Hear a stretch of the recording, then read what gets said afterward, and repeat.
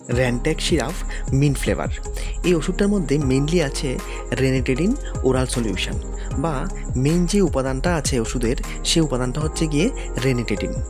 আর প্রত্যেক 5 ml মধ্যে রেনিটেডিন আছে 75 mg। ঠিক আছে বন্ধুরা, এই ওষুধটা JB chemicals and pharmaceuticals private limited এই কোম্পানি মার্কেট করে। আর এই ওষুধটা ছোট বাচ্চাদের জন্য মেনলি ব্যবহৃত হয়, তাছাড়া অনেক সময় বড়দের জন্য ব্যবহার করা হয়।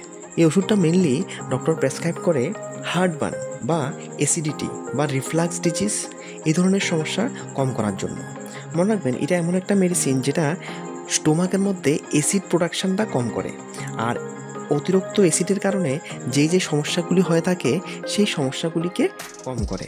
তার মধ্যে হার্টবার্ন, ইনডাইজেশন বা হজম কম হওয়া, হার্টবার্ন বলতে বুক জ্বালাপোড়া করা, তাছাড়া এটা স্টোমাক আলসার বা স্টোমাকের মধ্যে যখন ক্ষত হয়ে যায় সেই ধরনের আলসারকেও কিন্তু ভালো করার জন্য এই ওষুধটা ব্যবহার করা হয়।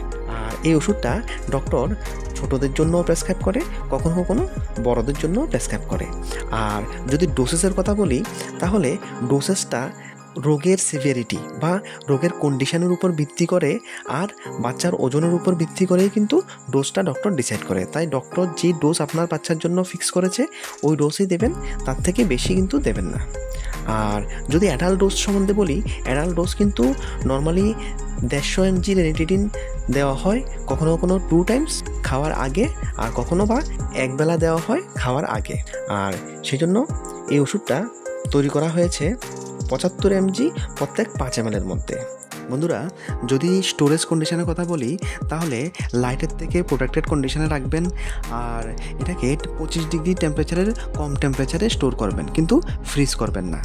আর ভালো করে নাড়িয়ে তারপর ব্যবহার করবেন।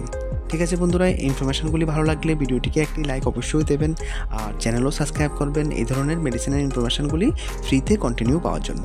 ভিডিওটি দেখার জন্য অসংখ্য ধন্যবাদ।